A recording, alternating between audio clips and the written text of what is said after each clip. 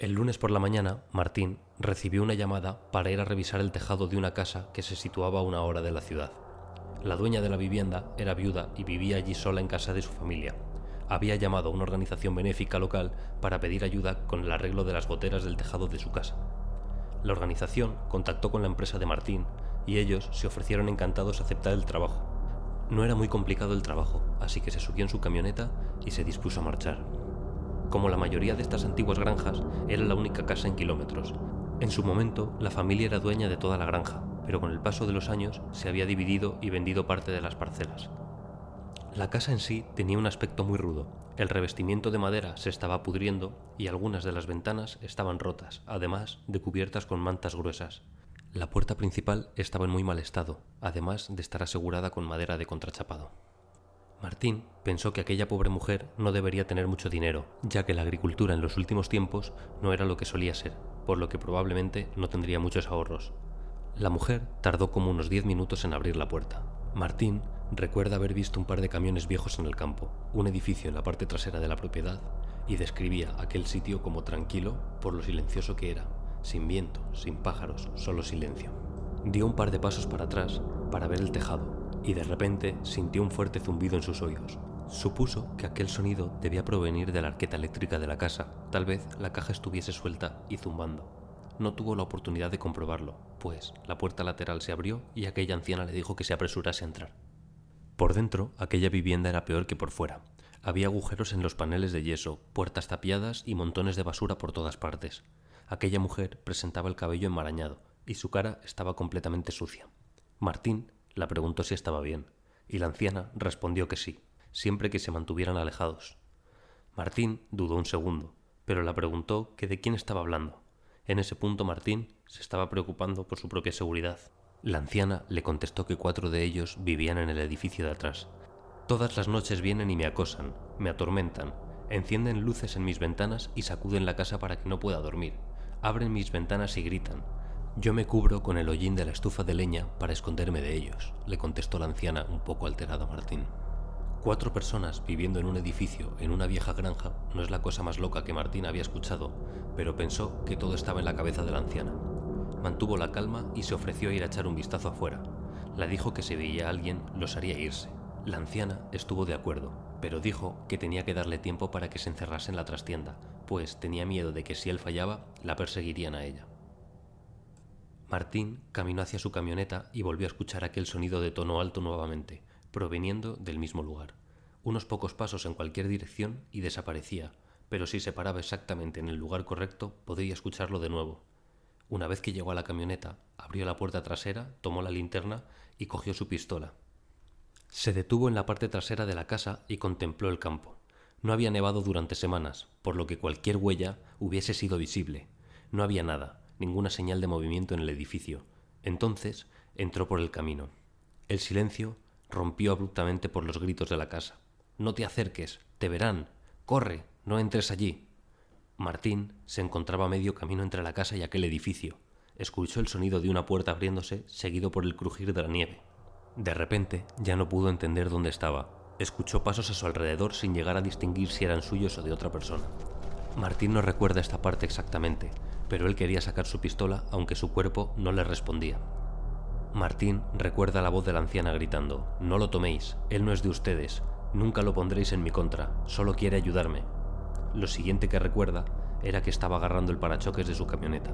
El zumbido en sus oídos había vuelto de nuevo. Los perros seguían ladrando, pero él podía escuchar pasos lentamente y pisadas en la nieve a su alrededor. Se sintió como si estuviese dormido, luchando por despertar de un sueño.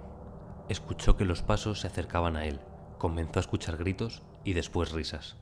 Se las arregló para levantarse, aunque no podía ver bien. Sus miembros estaban pesados y luego estaba confundido. Los gritos, los pasos y el timbre se hicieron cada vez más fuertes mientras que trataba de abrir la camioneta. Lo siguiente que recordó Martín es que estaba de vuelta conduciendo por la carretera de regreso a la ciudad.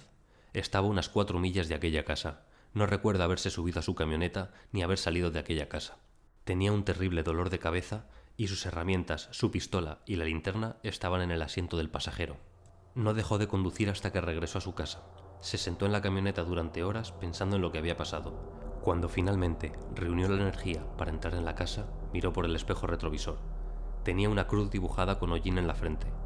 Martín comprobó a través de los registros telefónicos y de la oficina benéfica que fue a la casa equivocada. También es consciente de que la policía no pudo ponerse en contacto con nadie que viviese en esa casa en la que cree que sucedieron estos hechos.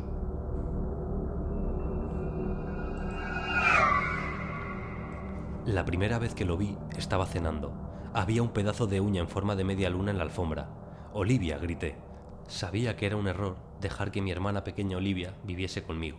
Ella era muy vaga y siempre estaba dejando pequeños mechones de pelo en la bañera y nunca ayudaba con las tareas de la casa, pero ahora había dejado una uña cortada en el suelo. La grité para que viniese.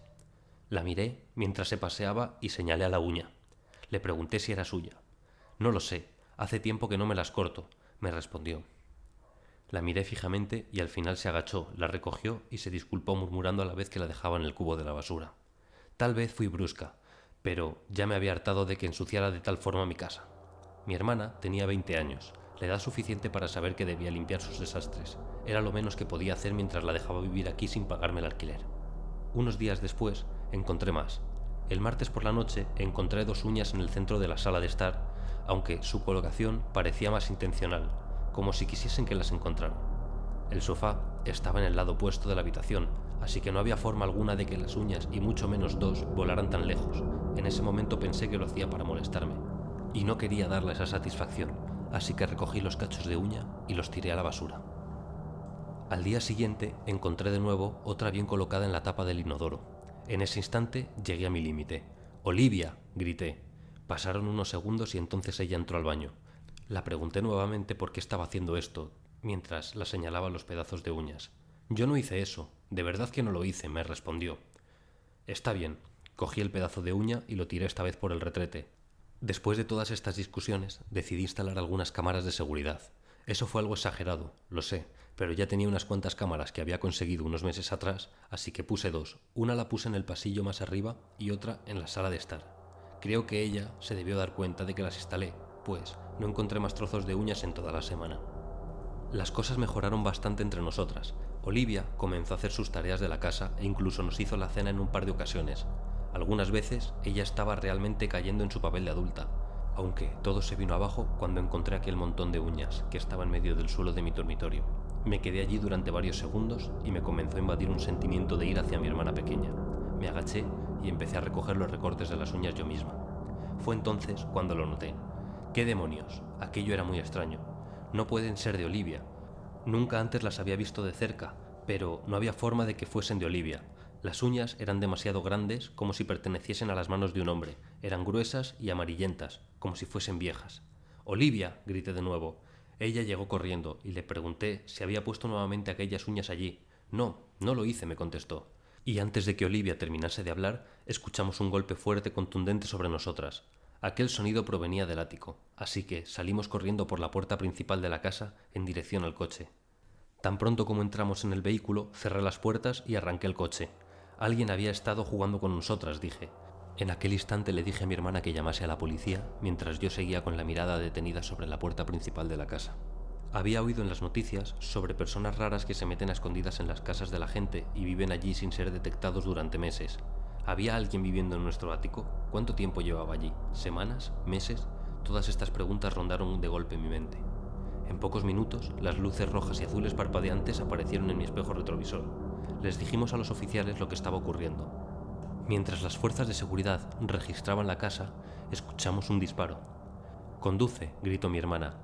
Salí de allí tan rápido como pude y me desvié hacia la carretera más próxima. La policía nos encontró 20 minutos después acurrucadas en el aparcamiento de un supermercado, que estaba muy cerca de mi casa. El oficial se acercó al coche y nos dijo: «Señora, baje la ventanilla». Mostró una sonrisa amistosa y nos comentó: «No se preocupen, tenemos todo bajo control». Había una persona viviendo en su ático. Un vagabundo había establecido su pequeño hogar y parecía que vivía solo. «¿Cuánto tiempo estuvo viviendo allí?», preguntó Olivia con la voz temblorosa. «Solo unos pocos días como mucho», dijo el oficial. «¿Está muerto?», pregunté. La expresión del oficial se tornó seria. «Sí lo está, señora». «Lo siento», se puso muy agresivo. Cuando lo encontramos no tuvimos elección. «Tendréis que encontrar otro lugar donde quedaros unos días». «De acuerdo», contestamos, y eso fue toda la conversación. Nos quedamos en casa de un amigo que estaba a 20 minutos de distancia, pero mientras yacía en la oscuridad tratando de dormir, comencé a pensar y una pregunta llegó a mi mente. ¿Cuánto tiempo estuvo viviendo allí? Según el oficial, solo estuvo unos pocos días, como mucho, aunque el primer pedazo de uña hacía ya 2 semanas que lo había encontrado. Fue entonces cuando recordé las cámaras de grabación. Cogí mi teléfono del bolsillo y navegué hasta la aplicación de seguridad, donde encontré la última grabación, fechada hace unas horas, en la cámara del vestíbulo, y presioné el botón de reproducir. La imagen era de muy baja calidad y estaba distorsionada, pero era lo suficientemente clara para ver a los 3 oficiales caminando por el pasillo. Se detuvieron debajo de la escotilla del ático.